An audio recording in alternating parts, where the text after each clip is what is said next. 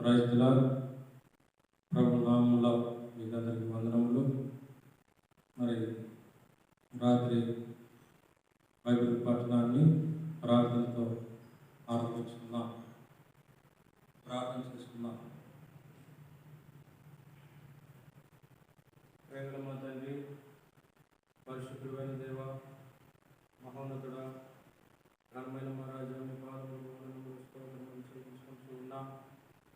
దేవా, ఈ యొక్క నాయన మరి రాత్రి ఈ పరిశుద్ధాలయంలో మనం పట్టణం కొరకై మీ సన్నిధిలో చేరి రావడానికి మీరు ఇచ్చిన శ్రేష్టకరమైన సమయాన్ని బట్టి మీకు స్తోత్రములు వందనములు చెల్లించుకుంటూ ఉన్నాం. ఇప్పుడు వచ్చిన సమయం మాకు మేలుకరంగా ఆశీర్వాదకరంగా చేయండి. పాటల ద్వారా మీ నామం కనపరచుకొని వాక్య ధ్యానం కొరకై మీ మెల్లైన స్వరాన్ని వినిపించండి. వినగలిగే చెవి, గ్రహింపగలిగే ఆత్మ నాకు మాకు అనుగ్రహించండి. దేవ, మాకు కావాల్సిన పనులకు మార్పు తండ్రి. దేవ, మీరే మాకు వినిపించండి. దేవ, సహాయం చేయండి. మన ఎన్నో అనుభవం వాళ్ళని జ్ఞాపకం చేసుకుందయా. దేవాలను ఖాళీ చేయండి. ఈ ఆత్మని దేవ ఎన్నో అనుభవంగా మాత్రమే వాడుకోమని దేవ, ప్రతి కొరకై మాత్రం తగిన వారిని కాదు. దేవ, మీరే బలపరచుకొని సహాయం చేసి ప్రార్థిస్తూ మా ప్రభువును ప్రేరక్షకుడైన యేసుక్రీస్తు వారి పరిశుద్ధమైన ఘనమైన శ్రేష్టమైన నామమును బట్టి స్తుతించి అడిగి వేడుకుంటున్నాము తండ్రి. ఆమేన్.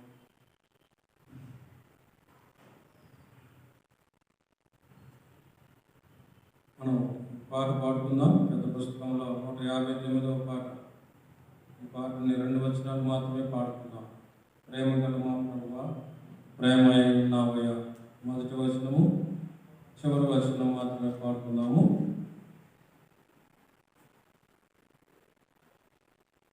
ప్రేమ గల మా ప్రభువా, ప్రేమయున్నావయ్యా.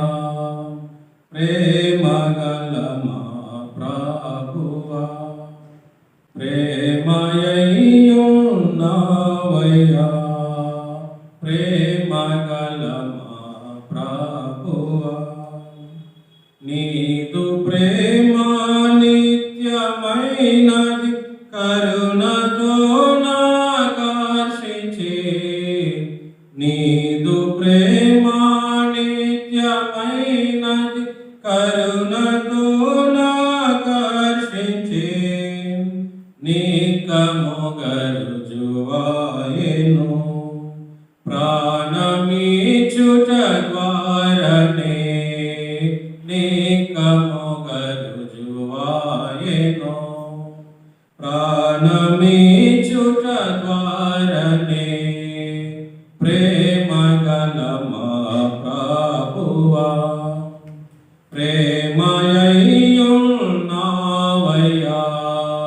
ప్రేమ గల మా ప్రభువా, మరణమంత బలము గలది నీదు ప్రేమ ప్రభువా. మరణమంత బలము గలది నీదు ప్రేమ ప్రభువా. వరదలార్పజాలవు, విజయుడా నీ ప్రేమను. వరదలార్పజాలవు, విజయుడా నీ ప్రేమను. ప్రేమ గల మా ప్రభువా, ప్రేమయున్నావయ్యా. ప్రేమ గల మా ప్రభువా.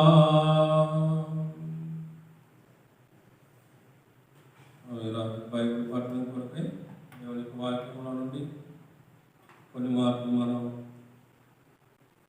క్లుప్తంగా ధ్యానించుకుందాం.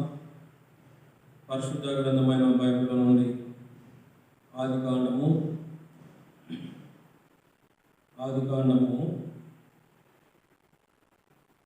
16వ అధ్యాయము. ఆదికాండము 16వ అధ్యాయము 13వ వచనాన్ని చదువుకుందాం. ఆదికాండము 16వ అధ్యాయము 13వ వచనాన్ని చదువుకుందాం. చూడండి, ఈ బైబిల్ బాగా మరి తీసి ఆదికాండం 16వ అధ్యాయం 13వ వచనాన్ని నాతో పాటు కలిసి చదవండి. అది చూచుచున్న దేవుడవు నీవే అను పేరు తనతో మాట్లాడిన యెహోవాకు పెట్టెను. ఎలయనగా నన్ను చూసిన వాడిని నేను ఇక్కడ చూస్తుంది కదా అని అనుకునేను. ఈ సందర్భం మనకి బాగా పరిచయమైనటువంటి సందర్భమే.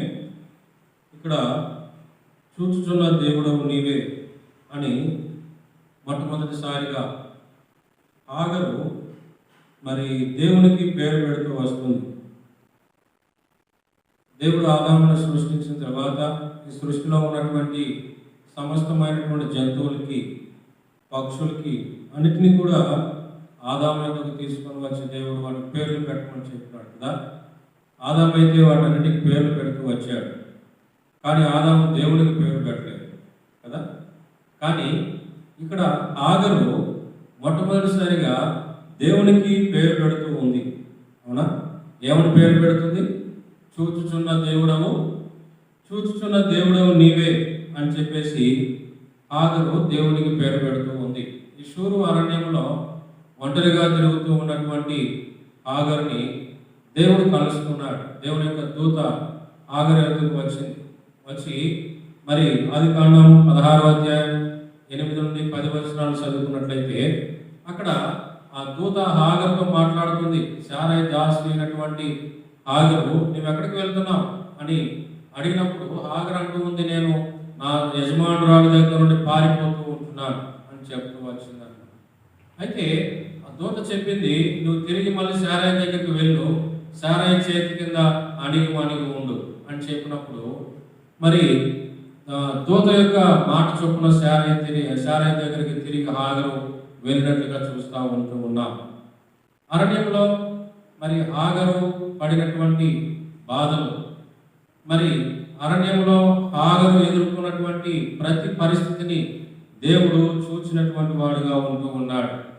ఆయన ఎప్పుడు కూడా హాగరుని మాత్రమే కాదు, మనల్ని కూడా చూసేటువంటి వాడు. ఆయన ఎప్పుడు కూడా మనల్ని గమనిస్తూ ఉన్నటువంటి వాడు. మనం చేసేటువంటి క్రియలు, మనం నడిచేటువంటి నడక, మనం వెళ్ళేటువంటి ప్రాంతం, ప్రతిదీ కూడా మరి ఆయన చూచేటువంటి వాడుగా ఉంటూ ఉన్నాడు. ఆయన కొనుకడు, నిద్రపోనటువంటి వాడు. ఎప్పుడు దివారాత్రములు ఆయన మనల్ని, మన యొక్క పరిస్థితుల్ని ఆయన చూస్తూ ఉన్నటువంటి వాడుగా ఉంటూ ఉన్నాడు అన్నమాట. అవునా? కీర్తన గ్రంథం 121వ అధ్యాయము మరి 4-5 వచనాలు అక్కడ చూసుకున్నట్లయితే ఇశ్రాయేలుని కాపాడువాడు కొనుకడు, నిద్రపోవడానికి వ్రాయబడి ఉంటుంది. కాబట్టి ఆ చూసేటువంటి కన్నులు అవి కునుకోవు, నిద్రపోవు, ఎప్పుడు కూడా మనల్ని అవి చూస్తూనే ఉంటాయి, మనల్ని గమనిస్తూ ఉంటున్నాయి. మన యొక్క పరిస్థితులు, మన యొక్క శ్రమలు, మనలో ఉన్నటువంటి ఆసక్తి, లేకపోతే మనలో ఉన్నటువంటి ప్రేమ, లేదా మనలో ఉన్నటువంటి ప్రతి పరిస్థితి కూడా ఆ కన్నులు చూచేటువంటివిగా ఉంటూ ఉన్నాయి. అయితే ఈ రాత్రి ప్రభు చూచేటువంటి కొన్ని అంశాలను మనం ధ్యానం చేసుకుందాం. చూడండి, దేవుని యొక్క వాక్యంలో మొట్టమొదటిగా 1 సమూయేలు గ్రంథం 1వ అధ్యాయము 11వ వచనంలో అక్కడ ఒక స్త్రీ మనకు కనపడుతుంది. 1 సమూయేలు గ్రంథము 1వ అధ్యాయము 11వ వచనం చదువుకుందాం. ఇక్కడ రాయబడినటువంటి మాట ఏమిటంటే, సైన్యములకు అధిపతి యెహోవా నీ సేవకురాలైన నాకు కలిగి ఉన్న శ్రమను చూచి నీ సేవకురాలైన నన్ను మరొక జ్ఞాపకము చేసుకొని అన్న అంటుంది. ఏమని? నీ సేవకురాలైన నాకు కలిగి ఉన్న శ్రమను చూచి కదా. ఇక్కడ అన్న నా శ్రమను చూడు అని చెప్పేసి దేవుని సన్నిధిలో ప్రార్థన చేస్తూ వస్తుంది. అన్న గొడ్రాలుగా ఉంటుంది, సంతానం లేదు. సంతానం లేకపోవటం బట్టి, తను గొడ్రాలుగా ఉంటున్న బట్టి, తను ఎదుర్కొన్నటువంటి శోధన, తను ఎదుర్కొన్నటువంటి శ్రమ, తను ఎదుర్కొన్నటువంటి అవమానము, వీటన్నిటిని బట్టి ప్రభు సన్నిధిలో ప్రార్థన చేస్తుంది. ఏమని? నా శ్రమను చూచి అని ప్రార్థిస్తూ ఉందని కదా. అట్లా ప్రార్థించడం బట్టి దేవుడు ఆ హన్నా యొక్క ప్రార్థన ఆలకించినటువంటి వాడుగా ఉంటూ ఉన్నాడు. అవునా? హన్నా యొక్క ప్రార్థన మాత్రమే కాదు, మరి హన్నా ప్రార్థన ఆలకించినటువంటి దేవుడు ఈ రాత్రి నీ ప్రార్థన, నా ప్రార్థన కూడా ఆలకించేటువంటి వాడుగా ఉంటున్నాడు. మన యొక్క శ్రమ ఏమిటి, మన యొక్క పరిస్థితులు ఏమిటి, మనం ఎదుర్కొనేటువంటి అవమానాలు ఏమిటి, లేదా మనం వెళ్ళేటువంటి ఇబ్బందులు ఏమిటి, వీటన్నిటిని కూడా దేవుడు చూస్తూ ఉన్నటువంటి వాడుగా ఉంటున్నాడు. అయితే హన్నా వలె మనం ప్రార్థన చేసినప్పుడు దేవుడు మన యొక్క ప్రార్థన అంగీకరించేటువంటి వాడుగా ఉంటాడు. హన్నా యొక్క ప్రార్థన ఆలకించినటువంటి దేవుడు మరి ఒక గొప్ప ప్రవక్త అయినటువంటి సమూయేలుని హన్నాకు అనుగ్రహించినటువంటి వాడుగా ఉంటున్నాడు. సమయాలు మాత్రమే కాదు, ఇంకా 5 సంతానాన్ని మరి హన్నాకి దేవుడు అనుగ్రహించిన వాడిగా ఉంటున్నాడు. 3 కుమారుడు, 2 కుమార్తెల్ని మరి హన్నాకి దేవుడు అనుగ్రహించినటువంటి వాడుగా ఉంటూ ఉన్నాడు. మరి హన్నా యొక్క శ్రమ మాత్రమేనా? ఇంకా మన బైబిల్లో చూసినట్లయితే మన పితరులైనటువంటి ఇశ్రాయేలు యొక్క శ్రమను కూడా దేవుడు మరి చూసినటువంటి వాడుగా ఉంటూ ఉన్నాడు కదా.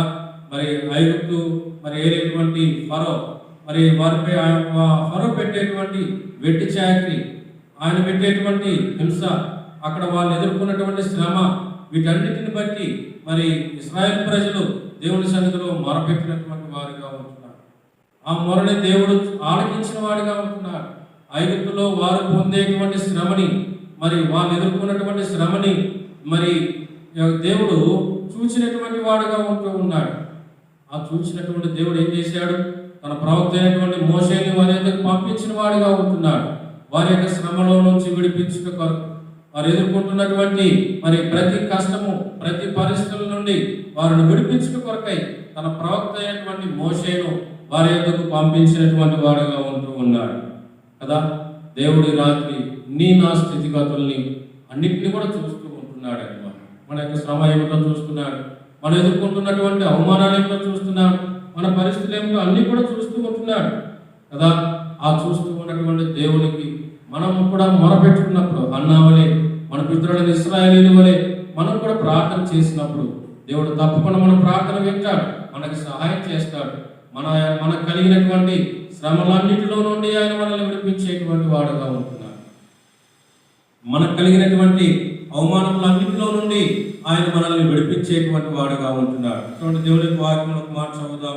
యెషయా గ్రంథము 49వ అధ్యాయము, యెషయా గ్రంథము 49వ అధ్యాయము 14-15 వచనాలను చదువుకుందాం. యెషయా గ్రంథము 49వ అధ్యాయము 14-15 వచనాలు మనం చదువుకుందాం. అయితే సియోను, యెహోవా నన్ను విడిచిపెట్టి ఉన్నాడు, ప్రభువు నన్ను మరచి ఉన్నాడని అనుకొనుచున్నది. స్త్రీ తన గర్భంలో పుట్టిన బిడ్డను కరుణింపకుండా తన చంటి పిల్లను మరచిన వారైనా మరచుదురు కానీ నేను నిన్ను మరుగును అని చెబుతూ ఉన్నాడు ప్రభు కదా. స్త్రీ తన గర్భంలో పుట్టినటువంటి బిడ్డను మరచడం అనేటువంటిది అది అసాధ్యం, అసంభవం. కానీ ఒకవేళ వారు మరిచినా కూడా నేనైతే నిన్ను మరుగునని చెబుతూ ఉన్నాడు ప్రభు. ఇటువంటి ప్రభు ఇటువంటి ప్రభువుని మనం సేవిస్తూ ఉంటున్నాం కదా. మరి ఇటువంటి ప్రభువుని మనం సేవిస్తూ ఉన్నాం కనుక మనకు కలిగేటువంటి ప్రతి శ్రమ, అవమానం, నింద, ప్రతి పరిస్థితి ఏదైనప్పటికీ కూడా మనం ప్రభు సన్నిధిలో మనం తెలియజేసుకున్నప్పుడు, ప్రభుకు అప్పగించుకున్నప్పుడు తప్పకుండా ప్రభు మనకి సహాయం చేసేటువంటి వాడుగా ఉంటాడు. ఆ పరిస్థితులన్నింటినీ కూడా విడిపించేటువంటి వాడుగా ఉంటూ ఉన్నాడు అన్నమాట. అంతేనా? రెండవదిగా చూద్దాం, ఆయన ఇంకా ఎటువంటి పరిస్థితులు మనం ఎటువంటి మన జీవితంలో ఆయన చూసేటువంటి మరొక అంశం ఏమిటంటే లూకా సువార్త 19వ అధ్యాయము 5వ వచనం చదువుకుందాం. లూకా సువార్త 19వ అధ్యాయము 5వ వచనాన్ని చదువుకుందాం. యేసు ఆ చోటుకు వచ్చినప్పుడు కనులెత్తి చూచి, జక్కయ్య త్వరగా దిగుము, నేడు నేను నీ ఇంట ఉండవలసి ఉన్నదని అతనితో చెప్పగా, ఇక్కడ జక్కయ్యను చూస్తూ ఉన్నాడు ప్రభు. జక్కయ్యలో ఏం చూస్తూ ఉన్నాడు? జక్కయ్య యొక్క హృదయ వాంఛను చూస్తూ ఉన్నాడు. ఏముంది జక్కయ్యలో? జక్కయ్య యొక్క హృదయంలో ఏముంది? యేసు ఎవరో అని చూడగోరిన వాడుగా ఉంటున్నాడు. తన హృదయ వాంఛను చూస్తూ ఉన్నాడు. జక్కయ్య హృదయంలో ఉన్నటువంటి ఆశ ఏమిటి? తన యొక్క కోరిక ఏమిటి? మరి జక్కయ్య తనలో ఉన్నటువంటి ఆ కోరికను బట్టి, ఆ హృదయ వాంఛను బట్టి దేవుడే తన జక్కయ్యకి కనపరుచుకున్నటువంటి వాడుగా ఉంటూ ఉన్నాడు. జక్కయ్య ప్రభువును చూడాలనేటువంటి ఆశ ఉంది. అయితే ప్రభు చుట్టూ ప్రజలు ఉన్నారు, చూడడానికి అవకాశం లేదు. అందుకని చెప్పేసి ఏం చేశాడంటే మేడు చెట్టు ఎక్కిన వాడుగా ఉంటున్నాడు. అయితే యేసు ప్రభు వారు చక్కగా ఆయన ఎక్కినటువంటి చెట్టు క్రిందకి వచ్చి ఆగి జక్కయ్యని పిలుస్తూ ఉన్నాడు. జక్కయ్య త్వరగా దిగు, నేడు నేను నీ ఇంట ఉండవలసి ఉన్నది అని సెలవిచ్చిన వాడుగా ఉంటుంది. జక్కయ్య త్వరగా దిగిన వాడుగా ఉంటున్నాడు అన్నమాట. యెరికో పట్టణంలో ఎంతో మంది ప్రజలు ఉన్నారు, కానీ యేసు ప్రభు వారు జక్కయ్య ఇంటిలో బస చేయడానికి ఇష్టపడ్డాడు. కారణం ఏమిటంటే యేసు ప్రభు వారిని చూడాలనేటువంటి హృదయ వాంఛ జక్కయ్యలో కనపడుతూ వస్తుందన్నమాట కదా. నీ నా హృదయ వాంఛను కూడా ప్రభు ఈ రాత్రి చూచేటువంటి వాడుగా ఉంటున్నాడు. అవునా? మన యొక్క హృదయ వాంఛలు ఏమున్నాయి? మన హృదయ వాంఛలు మరి ఆత్మ సంబంధమైనవిగా ఉంటున్నాయా, లేదా భౌతిక సంబంధమైనవిగా ఉంటున్నాయా? మన హృదయ వాంఛ దేవుడు ఇష్టపడేటువంటిదేనా? అట్లాగైతే దేవుడు తప్పకుండా మనకు సహాయం చేస్తాడు. ఆయన చిత్తానుసారంగా మన యొక్క కోరికలు, మన యొక్క వాంఛలు ఉన్నప్పుడు దేవుడు తప్పకుండా మన యొక్క వాంఛను తీర్చేటువంటి వాడుగా ఉంటాడు కదా. మరి జక్కయ్య మాత్రమే కాదు, దావీదు తన యొక్క హృదయ వాంఛ ఏమిటంటే ఎప్పుడు కూడా నేను దేవుని యొక్క మందిరంలో నివాసం చేయాలి, దేవుని ఇంటిలో నివసించాలి అని చెప్పేసి దావీదు యొక్క కోరిక కనపడుతూ ఉంటుంది. చూద్దామా? కీర్తన గ్రంథంలో 63వ అధ్యాయము మొదటి 2 వచనాలు చదువుకుందాం. కీర్తన గ్రంథము 63వ అధ్యాయం మొదటి 2 వచనాలు. దేవా, నా దేవుడవు నీవే, వేకువనై నిన్ను వెతకుదును. నీ బలమును నీ ప్రభావమును చూడవల్లని పరిశుద్ధాలయమందు నేను ఎంతో ఆశతో నీ తట్టు కనిపెట్టి ఉన్నాను. నీళ్లు లేక ఎండి ఉన్న దేశమందు నా ప్రాణం నీ కొరకు తృష్ణకొని ఉన్నది. నీ మీద ఆశ చేత నిన్ను చూడవలనని నా శరీరము కృషించుచున్నది. దావీదు యొక్క హృదయ వాంఛ చూడండి. ఆ హృదయ వాంఛను బట్టి దేవుడు మరి దావీదుని కరుణించినటువంటి వాడుగా ఉంటున్నాడు. దావీదు యొక్క హృదయ వాంఛను మరి దావీదును ఆశీర్వదించినటువంటి వాడుగా ఉంటున్నాడు. దావీదు తన జీవితంలో హెచ్చించబడడానికి, దావీదు ఆశీర్వదించబడడానికి మరి దేవుని ఇంటి ఎడల తనకున్నటువంటి ఆ దాహమే కారణంగా చెప్పవచ్చు అన్నమాట. దేవుని ఇంటి ఎడల తనకున్నటువంటి ఆ వాంఛ మరి దావీదు తన జీవితంలో ఆశీర్వదించబడేటట్లుగా చేస్తూ వచ్చింది. మనం కూడా దేవుని యొక్క ఇంటి ఎడల, దేవుని పనుల విషయమై అటువంటి వాంఛను, అటువంటి మరి ఎప్పుడైతే అటువంటి కోరికను మనం కలిగి ఉంటామో దేవుడు మన యొక్క వాంఛను తీర్చేవాడుగా ఉంటున్నాడు. జక్కయ్య యొక్క వాంఛను తీర్చినటువంటి దేవుడు, దావీదు యొక్క హృదయ వాంఛను తీర్చినటువంటి దేవుడు నా హృదయ వాంఛను కూడా తీర్చడానికి ఆయన చూస్తూ ఉన్నాడు. నీలో ఎంతవరకు ఆయన మీద ఆశగా పెట్టుకొని ఉంటున్నావు? నీ హృదయ వాంఛలేమిటో అవి ఆయన గమనిస్తూ ఉంటున్నాడు, చూస్తూ ఉంటున్నాడు. దాన్ని బట్టి ప్రభు మనల్ని ఆశీర్వదించేటువంటి వాడుగా ఉంటున్నాడు అంట. చివరిగా 3వది కూడా చూద్దాం. ఇంకా అంటే చూడండి, జకర్యా గ్రంథం 4వ అధ్యాయము 10వ వచనం చదువుకుందాం. జకర్యా గ్రంథము 4వ అధ్యాయము 10వ వచనం. జకర్యా గ్రంథము 4వ అధ్యాయము 10వ వచనాన్ని చదువుకుందాం. కార్యములో అల్పములైన కాలమును తృణీకరించిన వాడెవడు? లోకమంతటను సంచారం చేయ యెహోవా యొక్క 7 నేత్రములు జెరుబ్బాబెలు చేతిలో గుండు నూలుండు చూచి సంతోషించును. ఇక్కడ జెరుబ్బాబెలు చేతిలో ఉన్నటువంటి గుండు నూలును చూసి దేవుడు సంతోషిస్తూ ఉన్నాడు. అవునా? జెరుబ్బాబెలు మరి దేవుని యొక్క మందిరాన్ని కట్టడానికి మరి చేతిలో ఉన్నటువంటి గుండు నూలును పట్టుకొని ఉన్నాడు. ఈ పట్టుకున్నటువంటి గుండు నూలుని ప్రభు చూస్తూ ఉన్నాడు అన్నమాట. చూసి ఎంతగానో సంతోషిస్తూ ఉంటున్నాడు. జెరుబ్బాబెలు ఎవరంటే సామాన్యమైనటువంటి వ్యక్తి కాదు. రాజవంశంలో పుట్టినటువంటి వాడు కదా, రాజవంశంలో జన్మించినటువంటి వాడు, సమాజంలో ఒక గొప్ప అంతస్తులో ఉన్నటువంటి వాడు. అయినప్పటికీ కూడా మరి దేవుని ఇంటి ఎడల, లేకపోతే దేవుని ఎడల తాను దేవుని ఎంతగానో ప్రేమించినటువంటి వాడుగా ఉంటున్నాడు. దేవుని యొక్క మందిరాన్ని ప్రేమించిన వాడిగా ఉంటున్నాడు. అందుకని దేవుని యొక్క మందిరము పునర్నిర్మించడానికి మరి తీర్మానం చేసుకున్నటువంటి వాడుగా ఉంటూ ఉన్నాడు. దేవుని ఎడల తనకున్నటువంటి ప్రేమని ఇప్పుడు మరి జెరుబ్బాబెలులో దేవుడు చూస్తూ ఉంటూ ఉన్నాడు. అందుకని మరి జెరుబ్బాబెలు గురించి అంటున్నాడు, గొప్ప పర్వతమా, జెరుబ్బాబెలును అడ్డగించడానికి నువ్వు ఏ పాటిదాను, నువ్వు చదువు చేయబడతావు అని చెప్పేసి ఆ గొప్ప పర్వతాన్ని, సాతానుని హెచ్చరిస్తూ ఉన్నాడు ప్రభు కదా. దేవుణ్ణి మనం ప్రేమించినప్పుడు మరి మనకున్నటువంటి అభ్యంతరం, లేకపోతే మరి పర్వతం లాంటి ఆటంకాలు ఏవైనప్పటికీ కూడా దేవుడు వాటిని చదువు చేసేటువంటి వాడిగా ఉంటున్నాడు. మనం ప్రభుని ప్రేమించే వారిగా ఉండాలి, ప్రభుని ఘనపరిచేటువంటి వారిగా ఉండాలి, మన జీవితంలో ప్రభువుని హెచ్చించేటువంటి వారిగా ఉండాలి, ప్రభు యొక్క ఇంటిని ప్రేమించే వారిగా ఉండాలి. ఆ ప్రేమ మనలో ఎంతవరకు ఉందో ప్రభు మనల్ని చూస్తూ ఉంటున్నాడు అన్నమాట. ఒక సందర్భంలో మరి యేసు ప్రభు వారు కానుకపేట దగ్గర మరి ఉన్నప్పుడు మరి పేద విధవరాలు తనకు కలిగినటువంటి సమస్తాన్ని 2 కాసుల బాక్స్లో మరి కానుకపేటలో వేస్తూ వచ్చింది. అయితే ప్రభు మరి తన యొక్క పరిస్థితిని చూసినటువంటి వాడిగా ఉంటున్నాడు అన్నమాట. చాలా మంది ధనవంతులు మరి ఎంతో మరి సొమ్ము ఆ బాక్స్లో వేసినప్పటికీ కూడా యేసు ప్రభు వారైతే ఆ పేద విధవరాలని మరి అక్కడ మరి ప్రత్యేకంగా ఆమెను అభినందించినటువంటి వాడుగా ఉంటున్నాడు కదా. కారణం ఏమిటంటే తనకున్నటువంటి ప్రభు యొక్క ఇంటి ఎడల తనకున్నటువంటి ఆ ప్రేమ, తన వాంఛని ప్రభు గమనించినటువంటి వాడుగా ఉంటూ ఉన్నాడు. అందుకని ప్రత్యేకంగా ఆమెని మరి ఎత్తి చూపిస్తూ వచ్చిన వాడుగా ఉంటున్నాడు అన్నమాట కదా.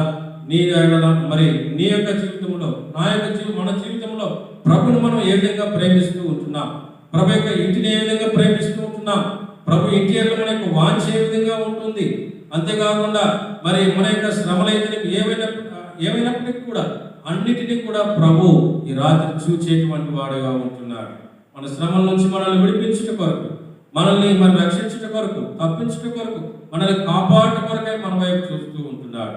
అంతేకాదు ప్రభు ఎడల మనకున్నటువంటి హృదయ వాంఛను చూస్తూ ఉన్నాడు. ఎటువంటి హృదయ వాంఛను మనం కలిగి ఉంటున్నాం. అంతేకాదు ప్రభు ఎడల మనకున్నటువంటి ప్రేమను కూడా చూస్తూ ఉంటున్నాడు. కనుక ఆయన మనం చూస్తూ ఉంటున్నాడు కనుక మనం ఏ విధంగా ప్రభుని ప్రేమిస్తూ ఉంటున్నాం, ఎటువంటి హృదయ వాంఛను కలిగి ఉంటున్నామో ఒకసారి మనం పరీక్షించుకొని మరి ప్రభు కొరకై మరి నూతనమైనటువంటి తీర్మానములతో, నూతనమైనటువంటి విధంగా ప్రభు కొరకు జీవించడానికి మరి మనం తీర్మానం చేసుకుందాం గాక. ప్రభు ఆ విధంగా మనకు సహాయం చేయను గాక. ప్రార్థన చేసుకుందాం. ప్రేమల మా తండ్రి, పరిశుద్ధుడైన దేవా, మీ పరిశుద్ధ పాదములకు స్తోత్రములు, వందనములు చెల్లించుకుంటున్నాం. మీరు చూచుకున్నటువంటి దేవుడు ఆగరు దేవా, మరి ఆ విధంగా మీకు పేరు పెడుతూ వచ్చింది దేవా. నాయన మా జీవితాల్లో మాకు కలిగేటువంటి శ్రమలు, అవమానములు, నిందలు ఏవైనప్పటికీ కూడా అన్నిటినీ మీరు చూస్తూ ఉన్నటువంటి దేవుడు, మమ్మల్ని చూసే దేవుడు, మీరు కొనుకడు నిద్రపోయినటువంటి దేవుడు నాయన. మా హృదయ వాంఛలు ఏ విధంగా ఉంటున్నాయి దేవా మీరు గమనిస్తూ ఉంటున్నారు. ఏ విధంగా మేము మిమ్మల్ని ప్రేమిస్తున్నామో, మీ ఇంటిని ప్రేమిస్తూ ఉన్నామో అన్నిటినీ కూడా మీరు గమనిస్తూ ఉంటున్నారు. దాన్ని బట్టి మీరు మమ్మల్ని ఆశీర్వదించేటువంటి దేవుడు. దావీదు తన జీవితంలో ఆశీర్వదించడానికి కారణం దేవ తన యొక్క హృదయ వాంఛ మీ ఇంటిలో నివసించాలని, మీ సన్నిధిలో నివసించాలని వేకున లేచి మిమ్మల్ని వెతికేటువంటి వాడుగా ఉంటున్నారు. మా జీవితంలో మేము కూడా ఆశీర్వదించబడాలంటే అటువంటి అనుభవాలు మేము కలిగి ఉండాలని మీరు మాతో మాట్లాడేందుకే స్తోత్రాలు. నాకు ప్రేమించి ఇచ్చిన శ్రేష్టకరమైన సమయాన్ని బట్టి మీకు వందనములు చెల్లించుకోవచ్చు. మీకు మహిమ, ఘనత, ప్రభావం ఆరోపించుకోవచ్చు. ఎవరైతే ప్రభావ మరి ఈ యొక్క తిన్నాయన మరి వీడియో ద్వారా మీకు వాక్యాన్ని వింటూ వచ్చినారో ప్రతి ఒక్కరిని మరి కుటుంబాలు మీరు దీవించి ఆశీర్వదించమని సహాయం చేయమని ప్రార్థిస్తూ మా ప్రభువును ప్రియరక్షకుడైన యేసుక్రీస్తు వారి పరిశుద్ధమైన నామమును బట్టి స్తుతించి అడిగి వేడుకుంటూ ఉన్నాము తండ్రి. ఆమేన్. Praise the lord.